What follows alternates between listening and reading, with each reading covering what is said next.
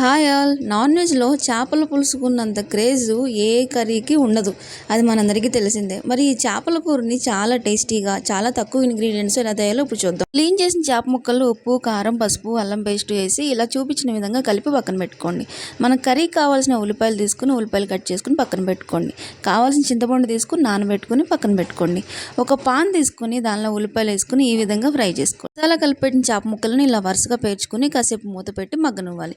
ఇలా వరుసగా ఎందుకు పేర్చుకోవాలంటే మనం చేపల కూరని కదపడానికి కుదరదు కాబట్టి, ఇలా మనం గెరిట పెట్టడానికి కుదరదు కాబట్టి ఇలా పేర్చుకుంటే చాలా ఈజీగా ఉంటుంది. సరిపడా చింతపండు పులుసు పోసి మళ్ళీ ఒక 5 minutes ప్లేట్ పెట్టి మళ్ళీ మగ్గనివ్వండి.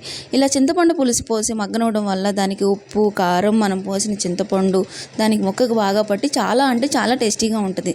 అందులోని సరిపడా కొత్తిమీర కూడా వేసి మగ్గనివ్వండి. ఇప్పుడు సరిపడా నీళ్లు పోసి ఇంకొక 5 minutes ఇలా చూపించిన విధంగా మగ్గనివ్వండి. చూసారా ఎంత బాగుందో? వేడి వేడి చేపల కూర రెడీ.